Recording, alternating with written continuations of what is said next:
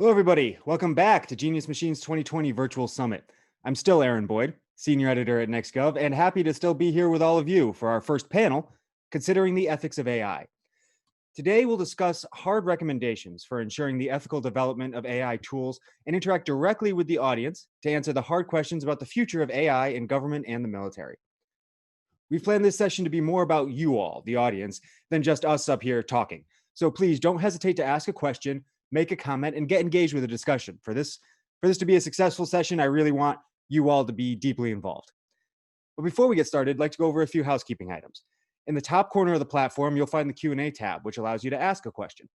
As I mentioned, this session will involve a lot of audience interaction, so be sure to submit questions as you think of them. You can also utilize the chat bot to talk with other audience members or ask about any technical difficulties you might have. Joining us for the panel today are Dr. Jane Pinellas, Chief of Test, Evaluation, and Assessment at the Department of Defense Joint Artificial Intelligence Center, and Heather Roth, Senior Research Analyst at the Johns Hopkins University Applied Physics Lab. As we let people get settled and thinking about their questions, I'd love for both of you to kick us off with brief introductions, who you are, what those titles actually mean, and what your work has to do with ensuring the ethical development of AI. Jane, how about you start for us? Oh, Jane, you're still on mute. Thank you. No problem. We just had to get that out of the way. Thank you for having me here today. My name is Jane Pinellas. I'm the Chief of Test Evaluation and Assessment over at the DoD's Joint Artificial Intelligence Center.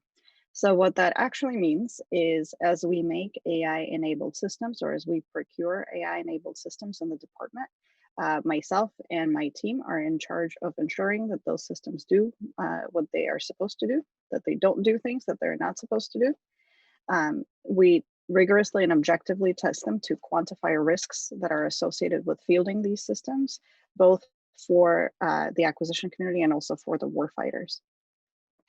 Another pillar of what we do is we have to enable the rest of the department to eventually test these AI-enabled systems when they come down the pipe. And so another thing that we like to do is productize whatever knowledge, technology, information, techniques that we learn from testing the JAIC products, and then package them up neatly for the rest of the department to use as well. Excellent. And Heather, who are you? What do you do? Hi, I'm Dr. Heather Roth. I'm a Senior Research Analyst at Johns Hopkins Applied Physics Lab in their National Security Analysis Department. What does that mean? Well, I'm kind of a weirdo. I'm a recovering academic, but I'm also a philosopher, I'm an ethicist, and I'm a political scientist. So I kind of bring the empirical side of the world with the normative side of the world, and then I apply it to technology. You know, what should we do? What can we do? Most recently, I've been the special governmental expert for the Defense Innovation Board. So the AI ethics principles that Jane is doing a great job trying to implement in their testing and evaluation framework. I'm kind of the mad genius behind some of those. I won't take all the credit for it because the board members were amazing, and we had an amazing stakeholder outreach campaign too. But so I'm kind of that person behind there that's trying to make sense of all of those different things. Excellent. So Heather, let's start with you as we kick off this conversation. And again, one more time, just want to tell the audience, because we're trying to make this very, very audience interactive, which is a little bit different, especially in these virtual times. So I want to reiterate. Welcome to my home. Yes, please. We are inviting you in. If you have any questions at all, if you want to hash things out, if you're an AI practitioner working in government or the military and you have specific questions, this is your chance. But until those start coming in, I'm going to take moderator's privilege and get some advice from both of you about the things I'm interested in. So Heather, let's start with you. You mentioned the ethical framework and more of the high level view of things. Where are we today with regard to AI ethics? When I was coming up, AI ethics was about iRobot and, you know, the 3 laws and these kind of things. But we're not talking about that kind of AI right now, right? We're talking about more narrow AI, right? Machine learning, high level stuff. Or are we talking about Skynet? Where are we at in the AI and ethics continuum? Okay, so a little level setting. Ethics is, not new.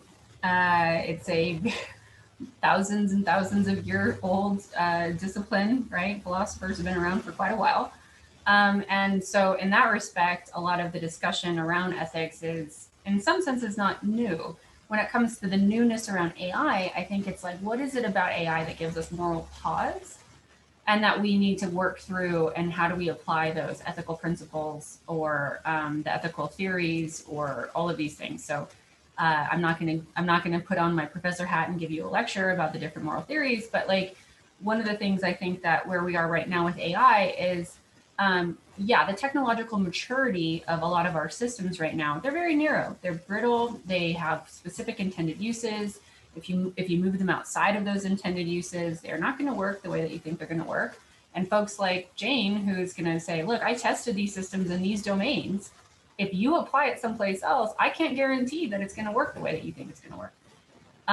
When it comes to the iRobot, Terminator, a friend of mine who works at the UN calls them not killer robots, but unicorn robots, because they don't actually exist in reality in the way in which people think that they're going to be, because the technology is not even close to being there for those types of decision making capabilities or sensing capabilities, or even binding the systems in such a way that you can guarantee their behaviors in a way that we would, even as a military, want to do, right? Like, I don't know a military on the face of the earth is like, oh yeah, let's create something we don't know what's going to do. Like, that's crazy, right? So I think on the technological maturity side, AI ethics is there right now as one overarching way to approach how we responsibly innovate, how we responsibly design. And those things are not going to change. Those are kind of immutable, but the applications will change and transform over time. And it's how we apply the principles that matter. And I know you got more to talk about there, and I want to come back to this because I think this is a part of the more important discussion. But I do want to drill in on one particular thing.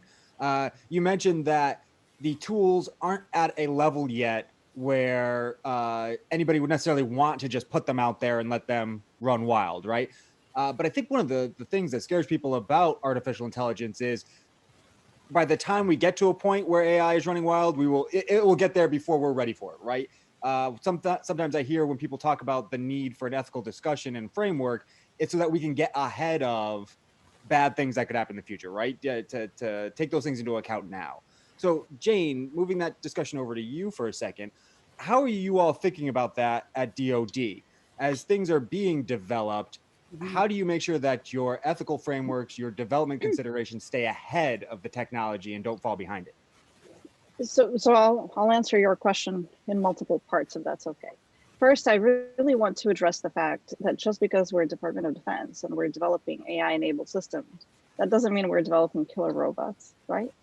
And I think Heather kind of alluded to this, but there are a lot of other really amazing applications of AI where we need to process information quickly. That's really all that it tends to come down to for us, I think. For instance, at the JAIC, we have a humanitarian assistance and disaster relief initiative where we're now helping with the California fires by being able to fly a drone over the fire and establish the fire perimeter, right? Or, we have our warfighter health initiatives where we're trying to figure out, I used to be a manpower analyst in my previous life, and one of the toughest problems that we had to deal with was the idea of predicting people who are at risk of suicidal behaviors, right? And using traditional analytic techniques, we could just never get there, right? And so now we're trying to use AI to get there, or using AI to extract information out of medical imagery, right? To potentially flag cancerous tumors where a medical professional could have missed something, et cetera. So I want to level set first on that level, right? That we're not necessarily making killer robots just because we're the Department of Defense. We have a lot of other important missions. And I think it's also, I know one of the things you care about is ethics is just as important in those other missions, right? Things can go awry and really affect people on the personal level or even in combat, right? It has ramifications that go wide. Absolutely. And so then we start getting into, well, what are the ethical principles and how do we interpret them for each particular product line, right? So for instance, on the health side, one of the biggest things that we're concerned about is the preservation of personal health information, right? One of the, on something else, we might be worried about equitability and bias, right? How do we train these models? What kind of data do we use in training them? And what does that mean about future applications of those models? And so the principles were adopted in February of this year. And so now what we're doing is we're really working on a responsible AI kind of plan to implement those principles. And so some of the first things that we're doing is by the way, I'm going to be using the word we for the duration of this. Primarily, the work is not actually being done by me. Primarily, the work is being done by our head of ethics policy, Alka Patel, but we do work closely together. So what Alka's group is doing is the first thing they had done is they've gone through all of the department policies that already exist to say, many of these ethical principles are already written in some way. We already, for a very long time, have cared about preserving personally identifiable information and personal health information. That's always been an issue. And again, as a former manpower analyst, I can tell you that getting hold of those data sets is extremely difficult. And all the steps that are required to preserve the privacy of those data sets, all the steps are already in place. Those policies have been in place for years. The question is now, can we tie it to some of the work that we're doing, and can we automate a lot of it so that it's easier? But for instance, in the JAIC's response to COVID-19, which we called Project Salus, that was really one of the few, it was one of the first projects for us, because we're still a young organization, where we really formed an integrated product team. And from the very beginning, test and evaluation, ethics, and data were part of the discussion right as soon as the product started. And so Alka and her team were able to contribute from the very beginning, learning about what the product was going to be, immediately raise the ethical issues that we were going to encounter, which in this case actually was a lot of the traceability and the data privacy issues, because we were looking to predict the spread of COVID-19 and predict things like food supply shortages and medical supply shortages. So once you start getting, on zip code level kind of information, you very much have to worry about data privacy. And so we were able to put that in from the very, very beginning and devise data cards and model cards and really just great ways of documenting why we were obtaining the data sources we were obtaining, how we were combating disclosure risk when that was an issue, why we're building the models we're building, how they were going to use the data. We've really created some of those templates now that we're sharing with the rest of the department. So those are some of the first steps that we're taking, as we're making ethics, data science, and T&E part of the discussions in the very beginning. We're flagging issues from the very beginning, and then we're learning the hard way how to address some of those issues with the goal of spreading the knowledge across the department.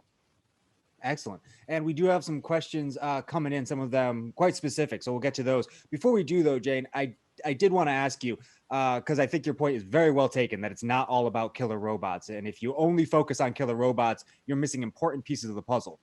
That said, killer robots could be an important piece of this puzzle too, right? Like this is, so I just wanted to ask you how the ethical conversation shifts. Is there a separate set of frameworks, or is there something innate within the framework that can apply across the board, whether you're talking about protecting people's healthcare privacy to make an automated system making a kill decision? So I'll say a few things on that. So the ethical principles apply uniformly across all of the products that we're going to make, right? And specifically when it comes to killer robots, we will not let a killer robot out there, right, until we've tested it very thoroughly to all of those principles, which I'm pretty sure is many years away. How we interpret things like equitability, for instance, that's going to vary from product to product, right? So for instance, equitability or bias, the most obvious probably examples that I can give you that come to mind are like fair lending practices. We can learn a lot from the financial industry on that. We can learn from the Amazon, debacle that had to do with them building, AI that would help them go through all the previous hires and figure out whom they should hire next. And of course, there was a bias, towards the white male population there. Just looking backwards, that's the bias that was introduced. What equitability means, in a predictive maintenance problem, when I'm trying to forecast an engine failure, that's a much more difficult question in a way, right? So that's why we need the ethics team. That's why we need that kind of way of thinking to interpret those issues. Now, specifically, to just attack the killer robots point head on, there is a DoD policy 3000.09 that specifically addresses this issue and that outlines all of the extra testing procedures, all of the documentation that's required should we ever get to that point. We're nowhere near hitting that point again, but should we get there, there is plenty of requirements and documentations in place that we would have to follow. Excellent, excellent. Heather, did you want to add anything, or should we jump right into the audience discussion? Yeah, I mean, I would say a couple of things. So I completely agree with what Jane has said. On the autonomous weapons side of the house, yes, we have policy 3000.09. There is kind of widespread misperception around 3000.09 that, in every single time I can get a chance to address that misperception, I try to. 3000.09 does not prohibit autonomous weapon systems. It just puts in various, checkpoints, guardrails, extra systems for testing, extra layers of sign off and accountability. And so while we are, as Jane said, we're not at the point, this is the other thing too. When people say killer robots, I mean, I joked before that it's a unicorn robot, right? Like when people, and the media is a bit of a part of this, but like, they put the image of the Terminator up there, like that is not helpful in any way, shape, or form, because we're not talking about an artificial general intelligence that is a humanoid. What we might be talking about is a system that can identify tanks, is a loitering munition that can use image classification or EW or these types of things. And so, but even in those instances where we're talking about, say, an anti-tank munition, and I'm making this up, right? Like, I'm not saying that there's a thing, like I'm just making this up off the top of my head. But if you said there's a loitering munition that is an anti-tank missile or an anti-tank munition, and it's using image classification, we still have to go through rigorous testing and evaluation, and we still have to do so many different things to ensure that that system is safe and reliable and robust, and we have a predictability and reliability issue with it. And so that's what 3000.09 is there to do. It was there preemptively before the international community even began really understanding where technology was headed. So the department was actually quite ahead on creating policy for systems that it saw coming. So that's number one. But also, OSD, Office of Secretary of Defense Policy, has quite a good team thinking about what needs to be put in place as we go forward. And so I just want to say, one, the policy doesn't prohibit, and two, even if it doesn't prohibit, it doesn't mean it doesn't have a lot of safeguards in place that require a lot of things that, as Jane alluded to, there are myriad decades of policy regarding what safety looks like, what reliability looks like, what benchmarks are required, safety checks, legal checks. There's there's quite a bit involved. And so, so I just want to put that as a clarifying point before we go forward. Definitely. So let's get into the this group discussion here. And sorry for taking up so much of the time, but just you both are fascinating, so I had to a bit. So one of the questions we have is, how difficult has it been to obtain verification of AI systems and platforms, and what is being done to solve the black box conundrum? Well, that's a great question. So how difficult has it been? In some cases, fairly difficult, right? Because basically the trade-off that we have is for the Department of Defense to work with top industry vendors. Those vendors want to preserve their intellectual property.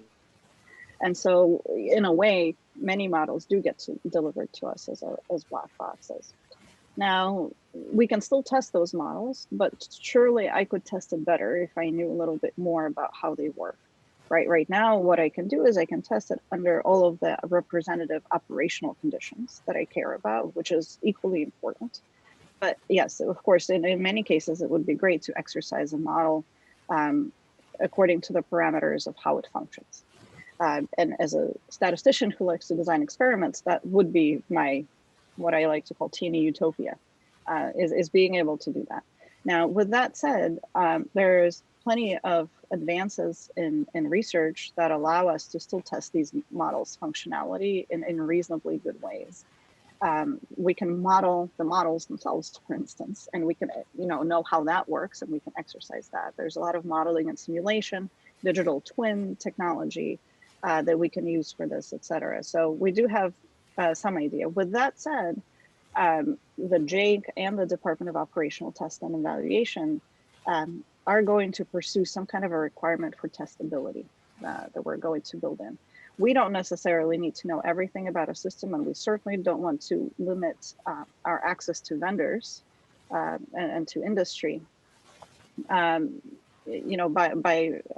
making them disclose their IP. But there are some minimal amounts of instrumenting these models that we're going to need going forward to test them thoroughly. And so we're absolutely going to pursue some requirements to that end. Excellent. Yeah, Heather. So this is the explainability side of these frameworks, right? I mean, it's actually more of a traceability issue. So, because traceability helps with testing, right? If you understand the documentation going forward, you can identify edge cases, right? You can identify, the other thing that I think, how I would situate this is, right, we don't just put systems into operational testing. They come from somewhere, right? They go through development processes. There's demos, there's development, there's iterations, there's prototyping, there's all of these things, and a better integration between that development side and the operational side, with the operational testers talking to the developers, figuring out what design at the beginning looks like so that they can test later operationally, and they can document all the things they did along the way, helps the operational tester later to say, look, this is where I want to test to failure. This is where red teaming really needs to come in. This is where adversary manipulation might, happen. This is where cyber issues come into play. But they need to know all of that stuff. And so developers on the traceability principle need to document lessons learned. They need to document the data they use. They need to document the testing that they did, especially to Jane's point, when we're talking about ML systems that cannot be fully tested, this is a risk analysis. They cannot be fully tested. The state space explosion is so large that we would spend years trying to, and computationally almost impossible, to test the entire thing. And so we need to understand the relevant intended use. We need to understand the operational context. And then we need to model and forecast edge cases for failure, and then test to those things. But we need to document it the whole way down. And that's where the traceability principle from the ethics side really helps to buttress the testing and evaluation side of the house. They are not opposed. They are complementary. Almost sounds I will take that one step further, and I will say that not only does developmental test and this early piece of testing need to document, they actually need to ensure that the data are later reusable by operational testers, right? So we're not just repeating anything, because again, to address the state space explosion, what we need to do is we need to build a story of assurance. Testing becomes a process and not an event at the end. And to build that story, all of us need to work together from developmental to operational test. 100%, Jane, 100%. Excellent. We've got one that has some acronyms here that I'm not familiar with, so I'm hoping both of you are. We can get into this. So could we frame the subject of AI against the backdrop of automated GRC and compliance? Not familiar with that acronym. I don't even know what GRC is either. Okay, so Ray, if you could clarify your question, we'll get back to you on that one. He also had a part two. Read the technological maturity. Is there a committee or standard setting group where the technology is being documented for our understanding? So I'll take a quick stab at this, and then Jane can come in and correct me. The department about 20 years ago moved to talking about technology readiness levels for maturity and what is able to be, pushed forward quite quickly and integrated. When it comes to AI and documenting, best practices and documenting TRLs and documenting all of these things, there's some things that are quite ready, right? We use AI on systems already. I'm not going to disclose which systems, but we use AI on systems already, and we have kind of practices in place. But for some of the more cutting edge machine learning stuff that is, deep learning systems and they behave stochastically in ways that we have to kind of watch out for, um, industry and the department are kind of building this plane as we fly it. And so the best practices side of the house is like, DoD can't just rely on industry, and industry can't say, hey, government, give us funding. It has to be a better symbiosis, and there has to be a lot more basic research to establish those TR levels. And right now, basic research is just not funded to the levels it needs to be funded. And so I will come out here, not with my APL hat on, but with my Heather hat on, and say, we need more basic research and funding for things like testing and evaluation. We need more statisticians. We need more testers. We need to make testing sexy again, frankly, because testing supports the principles. And if someone says, oh, ethics, I go, safety, right? Reliability. Those are normative standards. And so the department doesn't want to field something that is going to kill its own warfighters. And that is an ethical stance. Very much so. Jane, did you want to touch on what's going on internally at the department? Sure. You run T&E. I know that you all have panels and lots of documentation and all that stuff. Sure. So how much of that, I'm going to try to reframe the question slightly. How much of that are you doing internally, and how much does that get shared around the department for other smaller AI efforts going on in the Army or the Marines or what have you? And then how much of that is then being shared outside the department with academia and industry? Sure. So yes, to all of the above. And by the way, some of us have always thought that testing is sexy. There's a very small number of us, but we do exist. The truth is that for better or worse, the test community in the department is fairly small.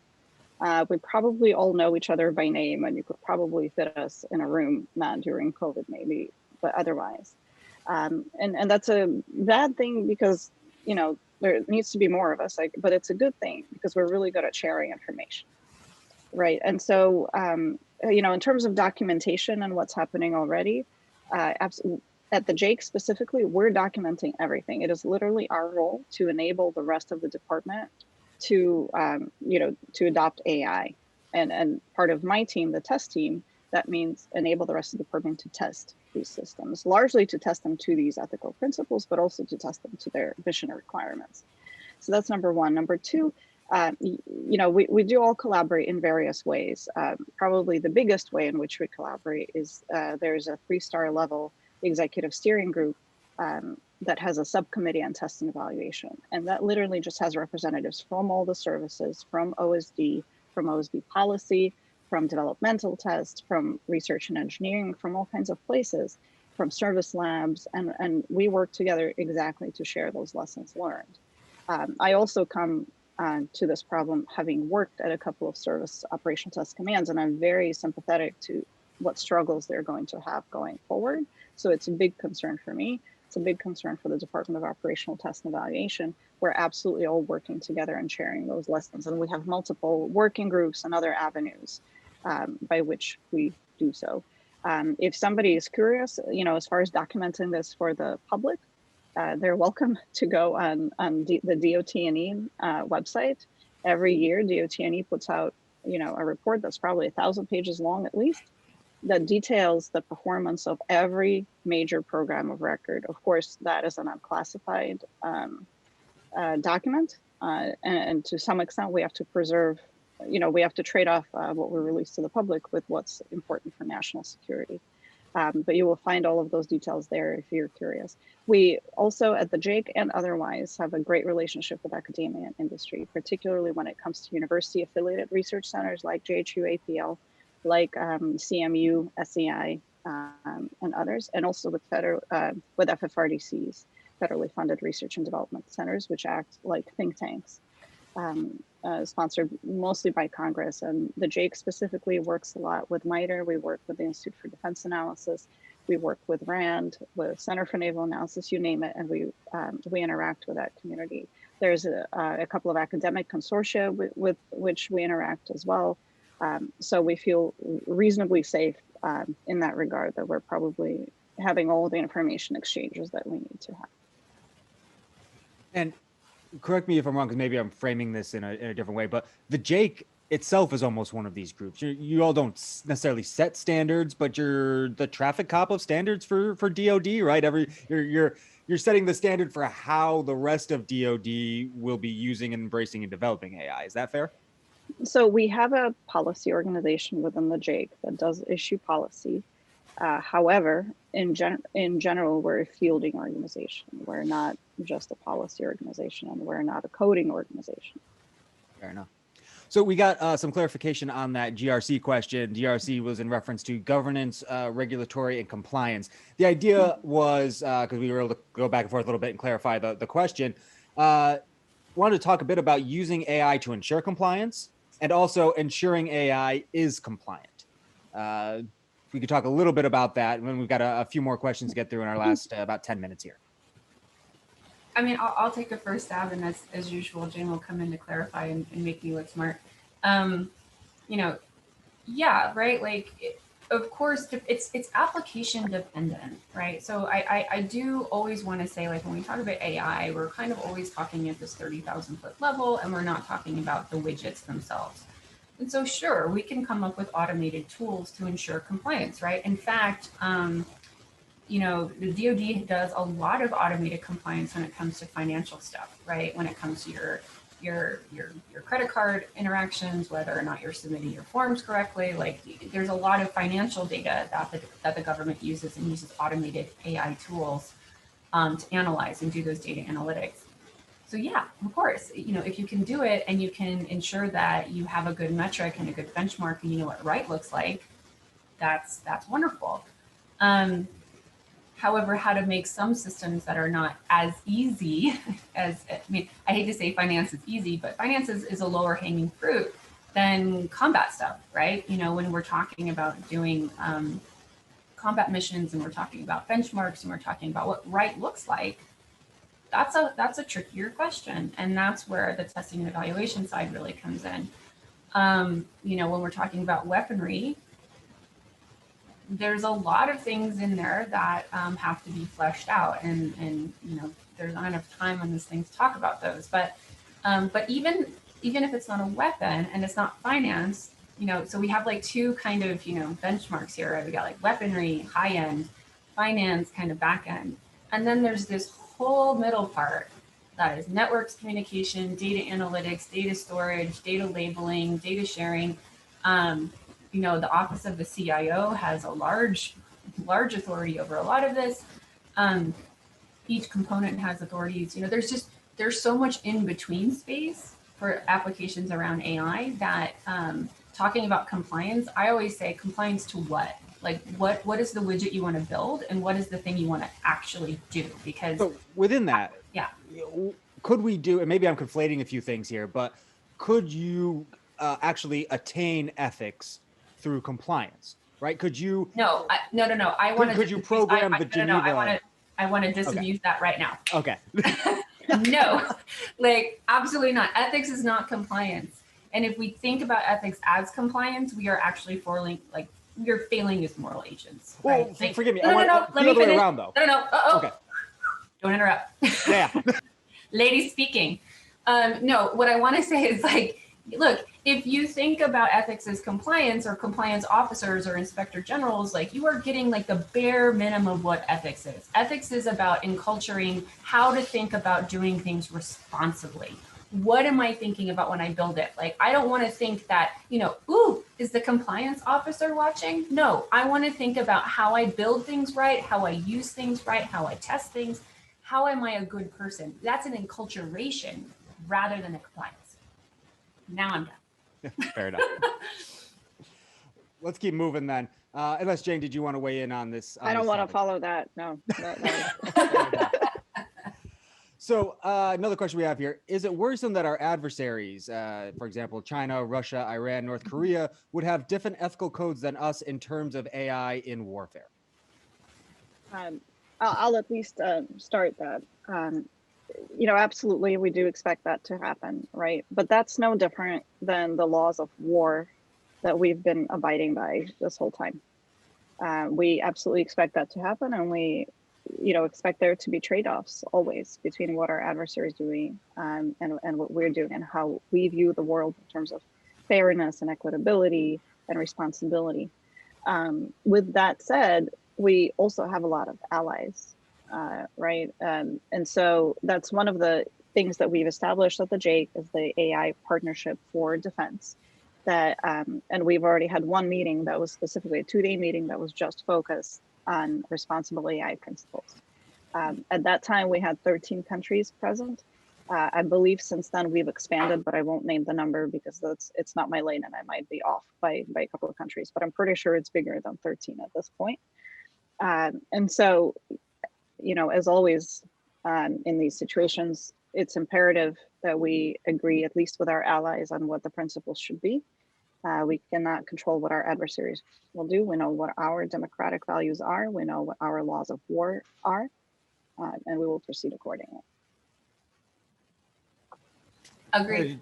I agree. I mean, like, the laws of war, I mean, this is something that's very important, right? The laws of war are not just like, oh, there's these things we need to comply with. These are curated over hundreds of years. There's multiple treaties. And, there are multiple bodies that ensure that there's norms and laws and customs and practices. We train to comply with the laws of war. So I would say that, yeah, of course, your adversary always has a vote, and your adversary may interpret or attempt to thwart in various ways, through deception, through ruses, through things like that. And we have to be aware of that. We have to be aware of where that gray zone exists and how we could be manipulated. But that doesn't undermine our commitments and our obligations to those principles and to those laws. Excellent. Yeah. You don't want to become what you're fighting, as it were. Exactly. Yeah. So when we talk about ethics, and this is going to lead into the last question here that we'll tackle. As we talk about ethics and compliance, and Heather, if I heard you right, if I got out of the way long enough for you to make your point. Sorry.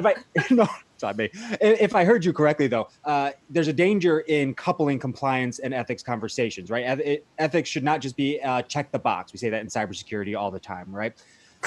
But at that level, then how do you, and this is as much for you and for Jane, who's doing the work at the DoD with this, how then do you ensure ethics down the line? The specific question from someone in the audience was, what level of oversight is each agency able to provide to guarantee an ethical framework for the use of the data and AI software itself? You can set these principles, you can train people to think, right, and not just check the box. How do you actually ensure ethical compliance down the line when it matters so much? So, sure. So, go ahead, Heather. Let's start with Jane, just because you're physically doing it right now. And then Heather, you can add on top of that. Yeah, I mean, I'll do a larger one than what Jane's probably going to say, but go, Jane. Go. So, in the very near term, right? So this addresses to me probably the principle of responsible, which is the first principle, and then governable as well, which was the last one. And I can tell you that from the test and evaluation perspective, at least, that's how we've always done it, right? Is test and evaluation tells you, hey, this system will work under such and such conditions. It will not work well under other conditions. And so you should not use it under those conditions. And again, we have TTPs, tactics, techniques, and procedures that largely depend for each system on the results of the test and evaluation of that system. We have concepts of operation that largely depend on the rules that we have set in place, the rules of how we fight, and the again, knowing where our systems work and how they fail. And so at the risk of not addressing discussion in detail, that is how we always do things, right? And it has to be the case here too. And I'm saying this because I want to be mindful. AI, sure, it's different in a variety of ways from the traditional software and hardware systems that we have acquired. But in many ways, it's not different. And in this way, I feel like it's not different because we rely on people all the time to use their systems the way they're intended to be used. We train people accordingly. We provide, guardrails. Every now and then, people make mistakes, and they get usually appropriately punished for making those mistakes. I'm not sure what about AI is really different here. We are going to test these systems. We're going to preserve our data the way that we've always cared about preserving our data. And we're going to quantify, as we always have, what the risks of each systems are. And then we're going to rely on humans, who serve to defend this nation and do so very well. We're going to rely on them to make all the right decisions like we always have. Excellent. And Heather, final thoughts on before we close out here. Yeah, I mean, I think the only thing, to what the newness is of this, right, is that the department, I feel like, has over the years come up with a variety of different strategies regarding modernization. And ethics is actually part and parcel of a lot of these strategies, right? So the AI strategies, data modernization strategies, or, the data strategy and the digital modernization strategies, a lot of these things, are the forward-looking way in which the department is going to go. And because they are saying, we are taking this very seriously, if the department says they're taking something seriously and they write it down, guess what happens? Policies happen. And if policies happen, training happens. And if training happens, people's minds start to change and their behavior is incentivized to change. And so I see it as a really, really great signal that the Secretary Esper signed these into effect, that the JAIC is now tasked with operationalizing them. That and not just within the department, I will say this, that our defense industrial base is watching. And our defense industrial base, our Lockheeds, our Northrops, our Raytheons, like our big contractors are saying, okay, we have to now change. We have to provide that documentation. We have to take ethics seriously. And that's not the national security industrial base, which is much larger, but our main source of our vendors are saying we're going to do this too. And so that is, I think, a major shift, and it's going to push that enculturation and not compliance. And so once you start doing that enculturation, that will have a dissipating effect, and people will start to have to think about these things. Did I label my data correctly? Did I do sensitivity analysis? Did I document my model? Those are good practices, but they're also there because we want to ensure that we're not just like, hey, that was a free data set, cool. Like, what happened, right? Like, we don't want to do the Wild West anymore. We want to do responsible research and innovation. So if I can just build on that for 1 second, I know this was supposed to be a concluding thought, but I forgot to mention something really important, which is that at the JAIC, our ethics team headed by Alka Patel have organized a responsible AI champions pilot, right? Which was a very intense 6-week training course in which I participated, and I think something like 80 other JAICsters participated, with case studies, with lectures from CMU, from West Point, by all kinds of people who really have done a lot of thinking about this, by lawyers, by ethicists, by warfighters, with case studies, with lots of reading, with lots of discussion. And it was mirrored after the Microsoft pilot with a similar name and purpose. And so now we're working to scale this pilot across the department, again, to kind of in culture, in culture, and instill that kind of knowledge and thinking. Excellent. We're about to get the hard hook, but we got a couple people in the chat asking about if there's any place where this conversation keeps going. So not this conversation specifically, but do you have any outreach or forums or any other things like this where people who are interested in learning more can reach out to you all? Well, I'm eminently Googleable. So if you have a personal question, I'm sure there's one of my 3 emails you can find me at, or you can contact me through my Brookings Fellowship page. But I would say that if you're into AI ethics, there's actually a newsletter, AI Ethics Weekly, that kind of curates different things. It's not really national security focused, but it kind of highlights a lot of the things that are going on. There's also the IEEE, not the IEEE. The IEEE does also have a responsible AI ethics stuff. And then there's through the Triple AI, they've started a new conference on AI and ethics that's 3 years now in the making. But there's a bunch of stuff that's out there and people thinking about it in different ways. You just kind of gotta Google it. Yep, same. I definitely endorse the Triple AI. I got to participate in that last year. And I also encourage you specifically to learn about the way DoD addresses AI. Go to ai.mil. And you'll see the ethics has a blog on it. You'll see that TNE has a blog, and you can get plenty of information there, at least to start.